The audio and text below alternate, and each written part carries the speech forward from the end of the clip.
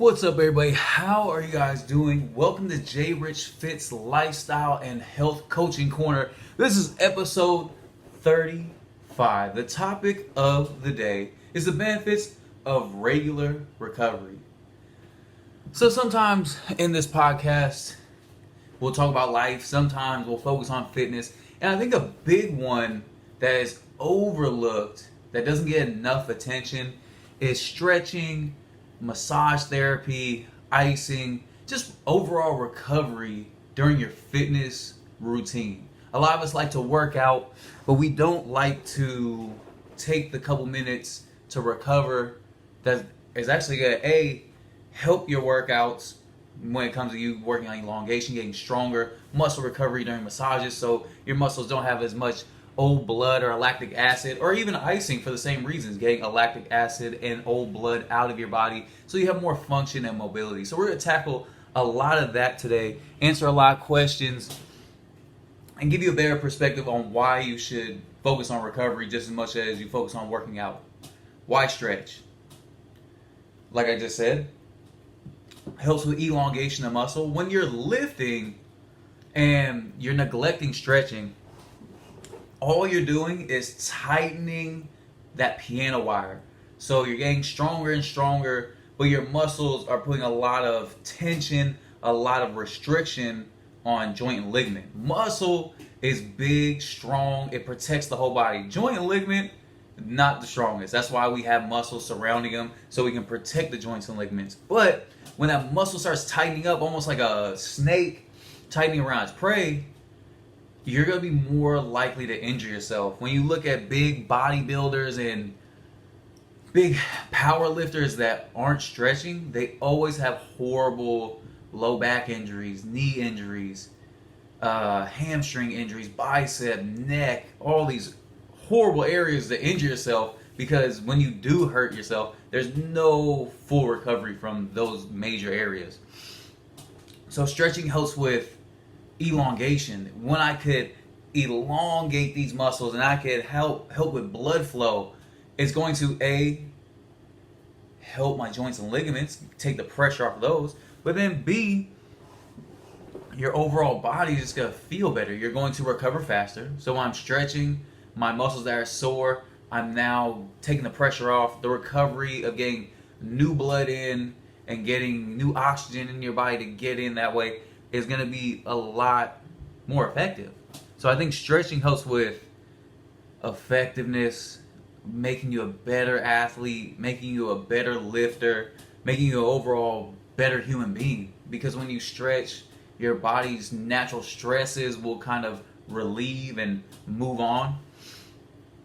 And it's not hard. That's the part that throws me off the most, is we're so focused when it comes to working out. We'll go an hour and a half as hard as we possibly can, and then the rest of the day your mindset is lazy as fuck, where when I get home I just want to sit on the couch and eat some chips or eat some ice cream or drink a beer or bullshit, because I put that hour and a half in and I beat my ass and I worked as hard as I possibly could. Wow, what you could really do is this: sit in front of the TV that you sit in front of every fucking day for 2 hours, 3 hours, regardless. Get on the floor and stretch while you're watching this episode that you've watched already, or you're watching this movie that you've seen already. Why not get on the ground and 15, 20, 30 minutes of that time, stretch. And just get in that rhythm. Do it for 2 weeks, you'll start getting the rhythm. You'll see how your body just feels better. Your low back, there's no more pressure. You're walking straighter, your posture is better. We're sitting here on our fucking phones all day with our neck cracked up and leaning forward. Why not stretch your neck out, especially during these times? Our necks, when we are 60 years old, are going to be all fucked compared to like how 60-year-olds are today, because we're sitting here with our necks leaning forward, bad posture, bad shoulders. So why not, when you're in front of that TV being lazy as fuck, just stretch? Your body's gonna thank you for it. I do it almost every night. And for somebody that's an old athlete that has all these injuries, I feel great. My low back has always been in bad area for me. Sitting there and just stretching and figuring out new stretches and allowing my body just kind of sink into the stretch has saved my low back, has saved my knees. I have so many injuries. I don't even have an active ACL in my right knee. So stretching is the most important thing you can possibly do when it comes to recovery from old injuries and also preventing new injuries that can possibly happen. Especially for you athletes out there, why not do it? There's no there's no knock. There's nothing bad that's gonna happen as long as you're not pulling yourself into a stretch. If you can sit there and stretch, it's gonna help with your thought process on a daily basis. You'll notice that you think better. Your mobility is gonna be better. For some men and women that have fucking sexual drive problems because your hips are so tight and there's no new blood going in, you're going to open up your hips, you're going to open up your back, and you're going to get blood into your dick, into your fucking crevasse, and you're going to feel a lot better. So there's nothing negative towards stretching. If anything, it's an ultimate positive. It just sucks to do in the beginning, but once you get used to it, it's easy. Why massage? Same reasons. You have all these tight muscles that even sometimes stretching can't get every single one of them. You'll have a pinch in your back or a pinch in your hamstrings or calf or something like that. You can't stretch every area. So with stretching, getting a massage, and I don't like being touched. I'm not a big massage guy as it is when it comes to going to a fucking massage place and doing all that shit. So what I do is I do the alternative. I'll buy massage equipment. I'll buy a Theracane. Theracane, please look this thing up. The greatest tool when it comes to somebody that's busy, that needs to multitask, but needs to get a massage in. It is a cane with knobs on it. It's $30. You could sit there while at work. You could sit there while watching TV and massage the shit out your neck, massage the shit out your shoulder blades, your back. If you have a friend or a partner with you, they could jam it into your hamstring or your ass and massage those areas as well. And it'll help relieve a lot of tension and stress. That's the main thing with massage. It relieves tension. It relieves stress. Those two things, if you relieve, same rules apply. You will think better. You'll move better. You'll feel better. I don't see, once again, the knock behind massage. Does it suck? Fuck yeah, it sucks. There's so many other things that you'd rather do than massage. It doesn't feel the best to me. I have a massage chair as well. I have calf massaging machines. I have foot massaging machines. It fucking hurts going to a massage place and getting a fucking Thai massage. These old Asian ladies with these iron fist hands will jam their thumbs into your soul, and before they suck it all the way out, make sure they relieve the muscle. But holy shit, does it hurt? I've never thought I was a swing on a woman in my life, and I went to go get a Thai massage, and it hurt so bad, and I can handle pain really well.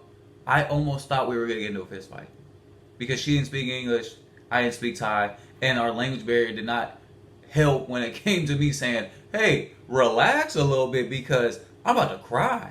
So, but I will say this, after that massage, next day, day after that, you feel amazing. You feel like a newborn baby. Your muscles feel good. Things are moving in the right place. You'll twist and a whole crack will go down your spine. You're like, man, I feel rejuvenated. So massage in the moment, stretching in the moment, suck. But it's the after effect that feels amazing. And that's the big thing. People like the now. People want something that feel great now. But always look at anything that takes time to work on, you will benefit the best from it.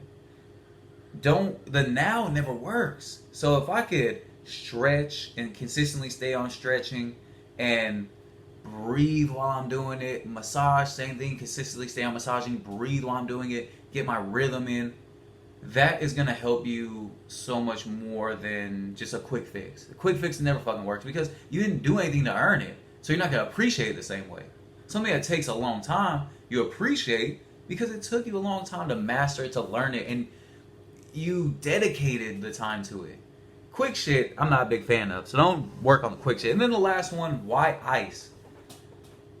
Being an ex-athlete, icing will help you recover faster than anything else. It helps restrict blood flow. Then when you get out, open up those vessels. Old blood that's in one area starts flying in and flying out, and you recover faster. Your hands and feet are the furthest thing from your heart when your heart is pumping and blood is flowing. So you really do need ice. If you hurt your ankles, if you hurt your feet, if you hurt your hands or wrists, ice is one of the only things that's going to help you recover fast. If you want this long-lasting injury, don't ice. And just keep doing what the fuck you're doing and have this injury either add on for months or linger to the point where you're getting arthritis, you're hurting yourself in a longer sense of the word, instead of just icing and feeling that pain once again for 15 minutes a day, 30 minutes a day, and then 60 years from now looking back and be like, thank God I used to ice because my body is great. I don't have bone on bone. My ligaments, my joints are still there because I helped blood flow. I helped those pinched nerves and those pinched discs recover. Icing's the best. The thing that irritates me is when you look at this cryo chamber, cryo icing new phase bullshit. It's all a money play. If you look at major football teams, basketball teams, sports athletes, they still fucking ice. And guess what? This cryo thing costs you $80 to try. And it's just cool because they put the shit on, you sit in there for 5 minutes and then that's it. Why do no major teams invest in this but they still have the buckets of ice? You know why? Because a bucket of ice that you could sit in costs $15-$20. And you get the same recovery as you would being in the cryostasis bullshit. Icing has been something that athletes, smart people in different countries have been doing forever. I don't remember what country it is, but they would sit in the sauna and then jump in the ice. Sit in the sauna, jump in the ice. Great when it comes to getting the heart rate up, getting the blood moving. Bad in the sense of don't ice and then heat right away. I was taught this when I was in college, also playing sports, but then having a kinesiology degree, is you want to ice 15 minutes and then thaw out in just the regular climate for 10 minutes. The reason why you don't add heat is it counteracts what the ice is doing. You're restricting blood flow, you're getting swelling to decrease so blood can fly in and out. When you add heat, swelling increases. So now that blood that I've been trying to get to circulate out of my hand, I want the swelling to go down, is now being stuck there because the swelling plumps back up the second you add heat. So don't do heat as much as you do ice. Ice 15 minutes on, 10 minutes off. Do that 3-4 times. And then if you're going to add heat hours later, right before you go to sleep. Your body's going to thaw down, and mobility's going to hurt. It's going to hurt to move. So that's why you add heat. Heat is just for mobility, getting the muscles to not tense up and freeze, to get that movement going when you're sleeping. But any other time, you don't really need heat. But icing is essential.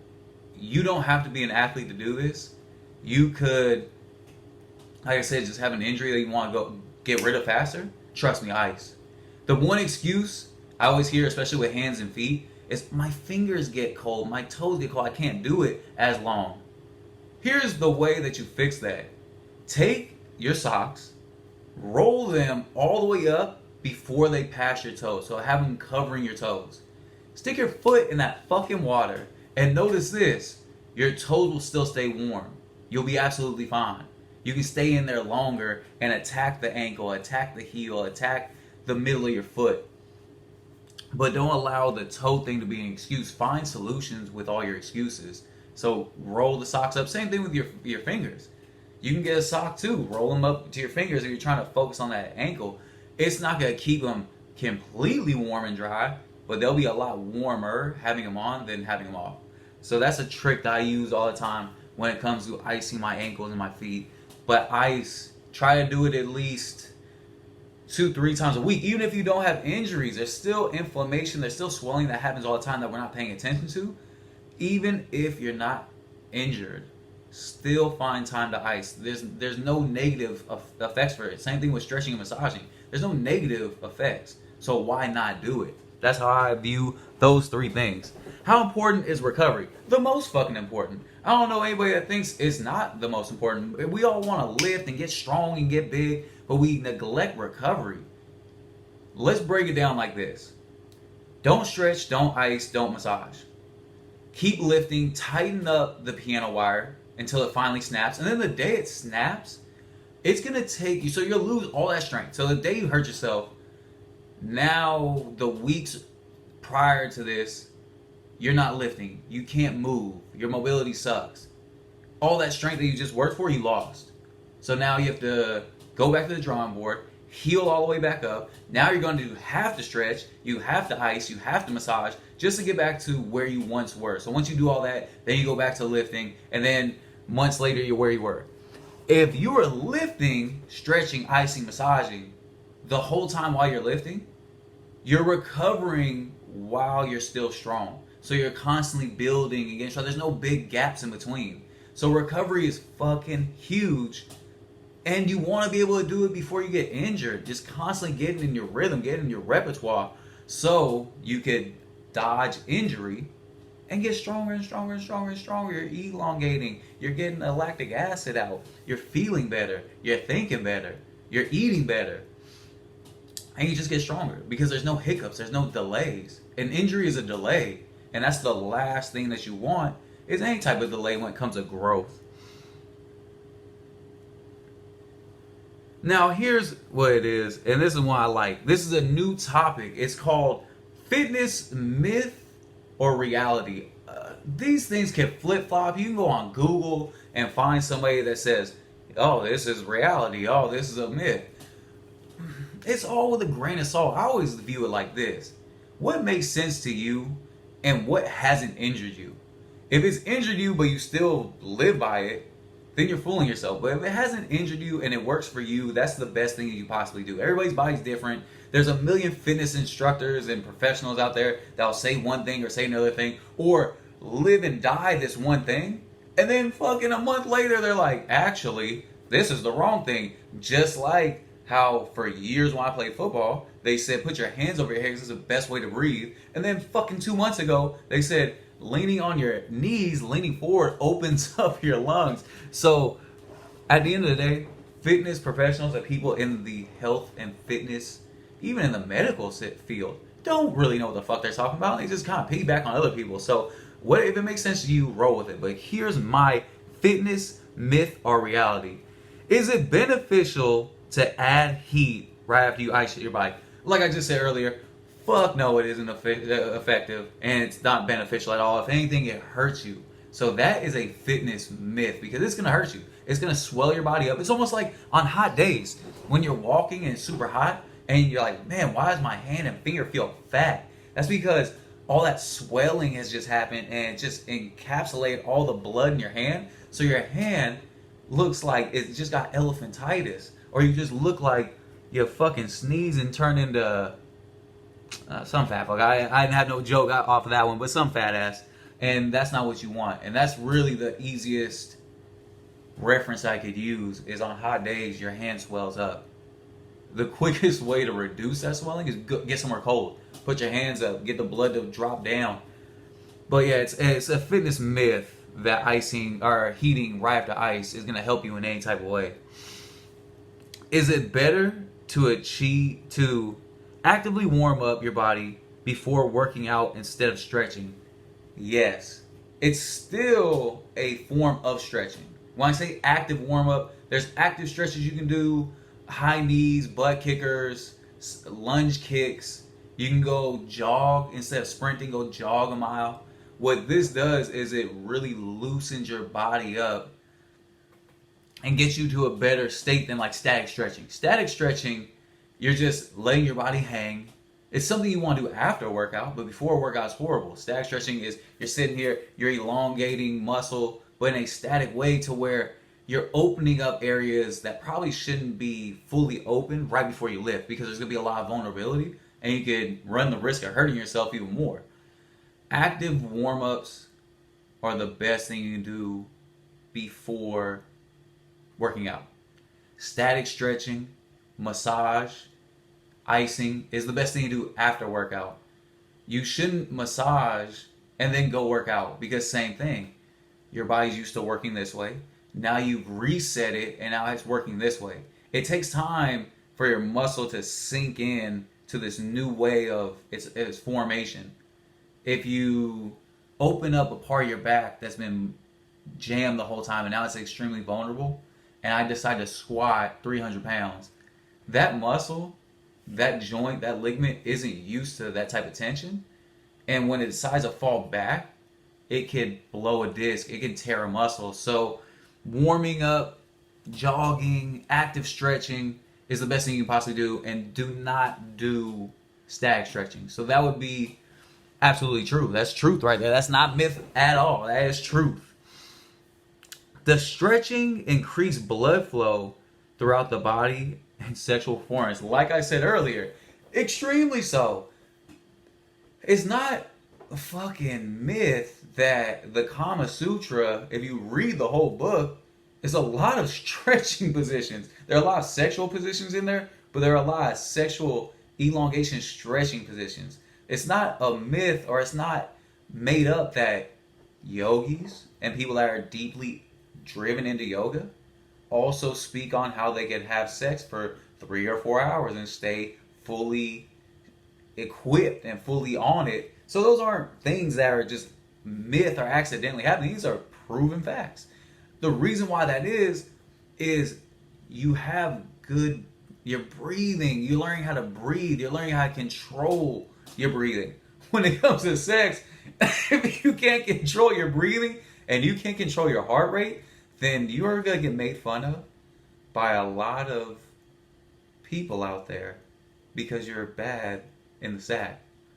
When you can control your breathing, when you can get into a meditated state, when you can stretch and elongate muscle and help blood flow, that is going to benefit your whole body, including your dick, including your pussy. It's going to help. So to sit there and say stretching doesn't help these things would be a huge fucking step back for anybody that's listening to this that needs that type of help. It's not a myth that the older some of these men get, the more they fall into erectile dysfunction. The reason why that is because now your body's starting to fall forward. When you're starting to lean forward, it puts pressure on the low back, puts pressure on the neck first, and then the spine follows, puts pressure on the low back. When you're leaning forward, put a lot of pressure on your hips. So your hips are taking a lot of the brunt that the low back is now weak and kind of giving up on. When you tighten your hips up, there's not a lot of blood flow in the hip area. What is the number one thing between both hips? You figured it out. So if you could stretch the neck, get the spine back, get the low back strong, work on your core, open your hips up, then your dick's going to work properly. And if you can't do those things, then you're going to fall into early erectile dysfunction, early fucking 5-minute, 2-minute man sexual performances. And then what happens is the rest of your life crumbles because your man or woman leaves you. You're by yourself. Your brain is all discombobulated and you just fall through this path. But if you could ice, stretch, massage, the likelihood of sexual performance increasing is extremely high. Does stretching make you taller? This is actually, fuck it. It'll make you as tall as what your natural height should be, if that answers the question. This is true, but it won't make you taller in the sense of adding inches to you, especially if you're over the age of 20 and your growth spurt has ended, or if you're over the age of 25, 30 and your growth spurt has ended. It won't make you taller in that sense. It'll make you the tallest that you should be. So the older and older we get, the shorter and shorter we get. The reason why that is because we're compressing our spines this whole time. You have gel disc in between each spine. If you compress every single one of those by a centimeter, you're losing an inch, inch and a half, 2 inches of your height than what it used to be. If you could stretch, elongate, save the gel disc between your spinal cord, or in between your each individual spine, or each individual fucking section in your spine, you're gonna stay taller. You're going to be the max height that you should be. I, for one, use this thing called gravity boots. They're these boots that you, these clamps that you hitch to your ankles. They have hooks on them, and I hang upside down and I just let my body hang. When I consistently do this, I notice that I'm the tallest that I should be. I could be 5'10" 1 week. I'll do this for 2 weeks and I'll be 5'11". In the morning, it's not accidental that you're taller than you are at night. The reason why this is because you've allowed your body to relax. All the muscles have relaxed, everything in your spine is relaxed, and you just elongate out. During the day, you're compressing everything. Gravity is pulling you down. So you're going to squish and push everything down so you get a little shorter. If you could stretch, hang upside down, ice, recover, allow your muscles to elongate, you're not going to necessarily get taller than you should be, but you'll be the tallest that you should be, if that makes any sense. Invest in, here's things, I'll say them again. Invest in gravity boots, invest in the low back track, invest in inversion tables, invest in Theracanes. These things are very cheap when it comes to medical bills. People forget that. They'll see this one device and forget that it's pennies on the dollar compared to what one medical bill looks like. If I need back surgery, we're talking about thousands of dollars. Every single device I just named wouldn't even reach it. If you bought all 4 or 5 of them, you wouldn't even reach $1,000. You'd be under 500. So that initial investment is gonna save you in the long run. And if there's one thing I do enjoy, it's saving money. It's the main reason why I floss and brush the shit out of my teeth every day. It's the main reason why I use all these tools. I ice, I stretch, I elongate so I can prevent injury, because injury just gets me into the hospital. And hospitals love to jack up their prices when it comes to injuries and when it comes to going to physical therapy and recovery. There are now, you don't need those things. You can go on YouTube, you can listen to fitness professionals that have all their information out there. You go on Instagram and you could find this stuff out at a free cost that will just benefit you. So I don't see the issue in doing any of that stuff. And I believe that you should really invest in your health. Stop investing in these things that are just going to kill you. Start investing in your health and start really thinking about what you could do for yourself, educating yourself. And the cool thing about education is you can pass it on. If you try it and something actually works for you, pass it on to friends and family, change their lives. Pass it on to later generations, change their lives. And then you're creating a different pattern for your family. That's what I do. I come from a family of very hardworking, but sometimes unhealthy people. And these little things that I know, and these little things I've pushed onto them, have helped them from major injuries. So if there's one thing I could finish off with, is make sure you're not lazy, because lazy will get you injured and lazy will get you fat. And make sure you're stretching, icing, and massaging as often as you possibly can. It'll help you think. It'll help you feel better. It will help educate your family and your friends around you. And what the fuck out of all that was negative? At the end of the day, I have a very strong approach, but none of it's ever negative. It's always just kind of wake your lazy ass up to get you to do something better for yourself and the people around you. And with that being said, this podcast, this episode is over. Thank you guys very much for listening in. The best thing you can do is stay healthy, stay focused, and get a hold of your loved ones and stay around them. Let them know that you love them. Let them know that you care about them, that you're thinking about them. And if you need help being healthy, I am the owner of Jake Shakes. a holistic smoothie that you can take in the morning or take during lunchtime that curbs your appetite. It also helps you lose weight, gives you good energy so you don't have to drink coffee anymore, helps you stay regular, so it helps you shit all the stuff that's stuck in your intestines out, and it just makes you feel better. And it's a holistic, 100% natural way of doing it. So that's one avenue. And then also, this is my space. This is what I'm getting into now. This is the motivational speaking and help. So if you hear anything that I'm doing and you like it, hit me up. Let me know what we could do. And have a great day. Don't forget to smile. Get the fuck out of here and enjoy the rest of your day. Peace.